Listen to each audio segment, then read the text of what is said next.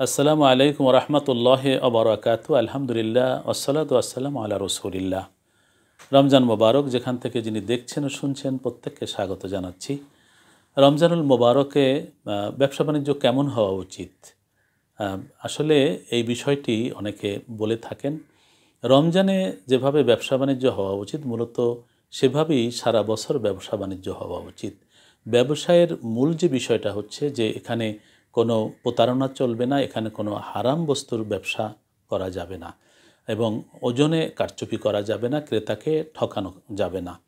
এই বিষয়গুলো পাশাপাশি যে পণ্যে কোনো ভেজাল বা কোনো দুষ্ত্রুটি পণ্যে সৃষ্টি করে সেটি ক্রেতার চোখের আড়ালে এটি ঘটে এবং ভেজাল মিশ্রিত করে ক্রেতাকে ঠকানো হয়, এই বিষয়গুলোকে সবসময়ই বাদ দেওয়া এবং সবসময় পরিহার করা, রমজানেও এগুলোকে পরিহার করা। আসলে ব্যবসা একটি ভালো কাজ এবং রাসূল পাক সাল্লাল্লাহু আলাইহি ওয়াসাল্লাম নিজেও ব্যবসা করেছেন, সাহাবায়ে কেরাম ব্যবসা করেছেন।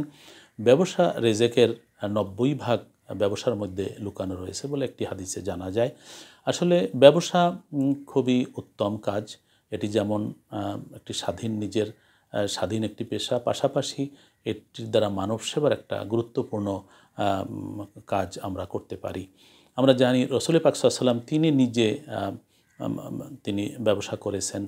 সাহাবায়ে কেরাম হযরত আবু বকর সিদ্দিক রাদিয়াল্লাহু তাআলা আনহু, হযরত ওমর ফারুক, ওসমান গনি রাদিয়াল্লাহু তাআলা আনহু এবং এভাবে সাহাবায়ে কেরাম অনেকেই ব্যবসায়ী ছিলেন এবং তারা সৎ ব্যবসায়ী ছিলেন। তো ব্যবসার মধ্যে যেমন অসৎ হওয়ার সুযোগ রয়েছে, সৎ হওয়াও অত্যন্ত কঠিন কাজ। আর এ কারণে সৎ ব্যবসায়ী আল্লাহ রসুলের চোখে খুবই উত্তম মানুষ, আর অসৎ ব্যবসায়ী হচ্ছে মূলত জাহান্নামের কীট। রসুল আকরাম সাল্লাল্লাহু আলাইহি ওয়াসাল্লাম পবিত্র হাদিসে বলেছেন, আত্তাজিরুস সদুকুল আমিন মান নাবিয়িন ওয়া সিদ্দিকিন ওয়া শুহাদা, যে ব্যক্তি সৎ ব্যবসায়ী সে পরকালে নবীদের সঙ্গে, সিদ্দিকদের সঙ্গে, শহীদদের সঙ্গে সে উঠবে। অর্থাৎ নবীগণ, সিদ্দিকগণ, শহীদগণ পরকালে যেভাবে তারা জান্নাতে যাবেন, সৎ ব্যবসায়ীও ওভাবেই জান্নাতে যাবেন। সুবহানাল্লাহ। অপরপক্ষে যেই ব্যবসায়ী ধোঁকাবাজ, যে ব্যবসায়ী প্রতারক, ভেজাল দেয়, সে ব্যবসায়ীর পরিণতি হচ্ছে যন্ত্রণাদায়ক শাস্তি ও জাহান্নাম। সেজন্য ব্যবসা অত্যন্ত ভালো কাজ, কিন্তু ব্যবসায়ের সৎ ব্যবসা করাটা অত্যন্ত গুরুত্বপূর্ণ।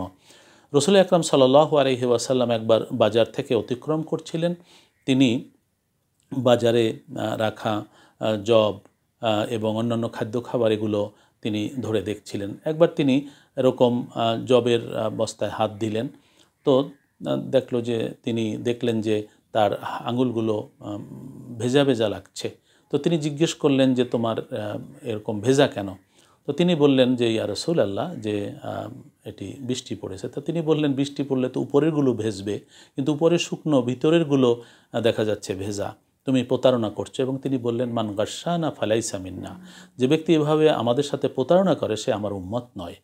এভাবে রাসূল পাক সাল্লাল্লাহু আলাইহি ওয়াসাল্লাম বলছেন যে মাল্লাম ইয়াদু কাওলা যুরি ওয়াল আমালি বিহি ফালাইসা লিল্লাহি হাজাতুন ইয়াদা তাআমু ওয়া শারাবু। রোজা প্রসঙ্গে তিনি বলছেন, রাসূল আকরাম সাল্লাল্লাহু আলাইহি ওয়াসাল্লাম বলেছেন যে ব্যক্তি মিথ্যা পরিহার করতে পারল না এবং সে খারাপ কাজ, মিথ্যা অনুযায়ী কাজ করা, এটাকে পরিত্যাগ করতে পারল না, তার এই রোজা আল্লাহর প্রয়োজন নেই, তার এই পানাহার পরিহারের কোনো দরকার নেই। অতএব ব্যবসায়ী যে অসৎ ব্যবসায়ী, সে সবসময় মিথ্যে কথা বলে, সে অযথা কসম করে, যে পণ্য যা নয় পণ্যের অযথা প্রশংসা করে, ক্রেতাদের কাছে খুব আকর্ষণীয় করে তোলে, একই সাথে তাতে নানান রকম খারাপ জিনিস মিশ্রিত করে দৃষ্টি আকর্ষণ করে, এগুলো মানুষকে ধোঁকা দেয়। আজকাল তো শুধুমাত্র যে ভেজাল নয়, ভেজাল তো হচ্ছে কম দামি জিনিস মিলিয়ে বেশি দাম নেওয়া, বেশি দামের বস্তুর সাথে কম দামের বস্তু মিলিয়ে ফেলা। কিন্তু এখন যেটি হচ্ছে সেটি মূলত ভেজাল নয়, এটি হচ্ছে মানুষকে হত্যা করার একটা প্রচেষ্টা। দেখা যায় যে এমন ধরনের কেমিক্যাল মিশ্রিত করে যে সেগুলো খেলে মানুষের ক্যান্সার, লিভার নষ্ট হয়ে যাওয়া, ফুসফুস ক্ষতিগ্রস্ত এগুলো হয়ে যায়। খাদ্যে কাপড়ের রং মিশিয়ে দেয় এবং সে খারাপ তেল দিয়ে খাবার তৈরি করে, একই সাথে পরিচ্ছন্ন রাখে না। দেখা যায় যে আরও জঘন্য, যে কুকুর পর্যন্ত সে মানে বকরির মাংস বলে চালিয়ে দেয় এবং এমন সব আচরণও মাঝে মধ্যে পেপার পত্রিকায় দেখা যায় যে ধোঁকাবাজি শুধু নয়, এটি বলবো যে মানুষকে হত্যা করার একটা পরিকল্পনা, চেষ্টা। কারণ এই ধরনের খারাপ জিনিস মিশ্রিত করে তরতাজা রেখে মানুষকে ধোঁকাবাজি করে এগুলো যখন মানুষ খায় তখন তার শরীরে নানা রকম রোগ সৃষ্টি হয়। বিশেষ করে শিশু খাদ্য, তাতে অনেক রং মিশ্রিত করা হয়। শিশুরা এমনিতেই ছোট, তাদের পাকস্থলী, তাদের ফুসফুস খুবই অত শক্ত নয়। সেই অবস্থায় তারা যদি এ ধরনের ক্ষতিকর জিনিস খায় তাহলে তো তারা একেবারে শরীর তাদের অত্যন্ত ক্ষতিগ্রস্ত হবে, কঠিন রোগ হয়ে যেতে পারে।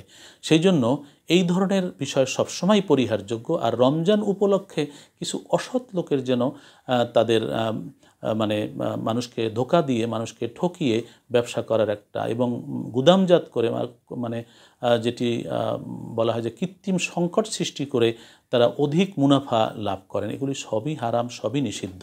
এটা করা মোটেই উচিত হবে না। আর রমজান উপলক্ষে কিন্তু যেমন সওয়াবও বেশি, তেমন পাপের দায়ও কিন্তু বেশি।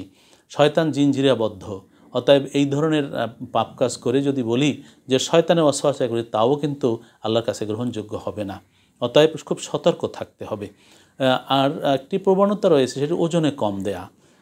আল্লাহ রাসূল সাল্লাল্লাহু আলাইহি ওয়াসাল্লাম এটি খুব পাপ এবং এটি জঘন্য পাপ, কাবিরা গুনাহ, সেটি উল্লেখ করেছেন। পাশাপাশি মহান আল্লাহ পাক রব্বুল আলামিন পবিত্র কোরআনে বলছেন, ওয়াইলুল লিল মুতাফফিফিন ইযা ক্তালু আলান নাসি ইয়াস্তাউফুন ওয়া ইযা কালুহুম আও ওয়াজানুহুম ইউখসিরুন। ওই ধরনের ওজনকারীরা ধ্বংস হয়ে যাক, যারা নিজেরা নেবার সময় বেশি তারা নেয় এবং অন্যকে দেবার সময় কম দেয়। এটি খুব জঘন্য। আমাদের মানসিকতাটাই ওই রকম। যখন আমরা কিছু কিনি, আমরা তখন দোকানদারকে ধমক দেই যে একটু বেশি দিলে কি হয়, না একটু বেশি কেন নেব আমরা। একই সাথে আবার যখন কেউ কাউকে দেয় তখন একটু কম দিতে চেষ্টা করে। এই দুটাই খুব জঘন্য খারাপ জিনিস, এটাকে পরিহার করতে হবে। সেই জন্য আল্লাহ পাক রব্বুল আলামিনের প্রিয় হাবিব সাল্লাল্লাহু আলাইহি ওয়াসাল্লাম বলেছেন, আসিয়ামু জুন্নাহ, রোজা হচ্ছে ঢাল স্বরূপ। রোজা রাখলাম, এই রোজা আমাকে সকল পাপ থেকে আমাকে বাঁচাবে, সেভ করবে। সেখানে রোজা রাখবার পরে যদি আরও বেশি পাপ করি, এই খাদ্যে ভেজাল, ওজনে কম, মিথ্যে কথা বলা, নানান রকম পাপ কাজ করা, তাহলে রোজা তো আমার ভিতর থেকে নষ্ট, আধ্যাত্মিকতা নষ্ট তো হয়েই গেল। পাশাপাশি জঘন্য পাপ করে আমি কিন্তু আল্লাহর কাছে অত্যন্ত জঘন্য বান্দা হিসেবে উপস্থাপিত হলাম, যা আমার জীবনকে নষ্ট করে দিতে পারে। শুধু নয়, আমার পরিবার সকলকেই এভাবে কিন্তু ক্ষতিগ্রস্ত করতে পাবে। সেই জন্য প্রত্যেক ব্যক্তি সে নিজেকে ভালোবাসে, তার পরিবারকে ভালোবাসে, কিন্তু এই ধরনের পাপ করে নিজে এবং নিজের পরিবারকে ঝুঁকির মধ্যে ফেলে দেওয়া কোনো বুদ্ধিমানের কাজ নয়।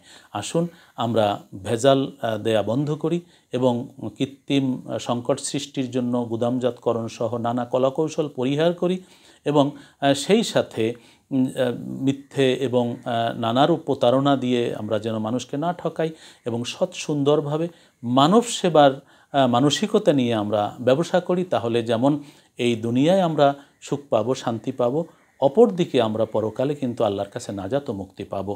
হতে পারে এই ধরনের প্রতারণা, এই ধরনের খারাপ কাজগুলো করবার দ্বারা বাহ্যিকভাবে মনে হতে পারে আমি লাভবান হলাম, কিন্তু আমি যে কত বড় ক্ষতি করলাম নিজের, সেটি আসলে আমাদের বুঝে আসে না। এটি অত্যন্ত জঘন্য একটি খারাপ কাজ।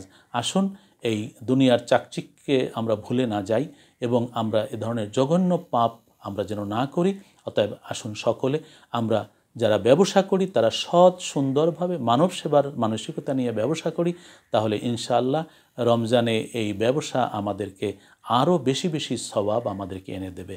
আল্লাহ পাক রব্বুল আলামিন সকল ধরনের অন্যায়, সকল পাপ কর্ম পরিহার করা এবং ভেজাল মুক্ত, মিথ্যে কথা এবং মানুষকে ধোঁকা ও প্রতারণা, ওজনে কম না দেওয়া, এইগুলো আল্লাহ আমাদেরকে ভালোভাবে পালন করার মাধ্যমে সুন্দর সৎ ব্যবসা করার তৌফিক দান করুন।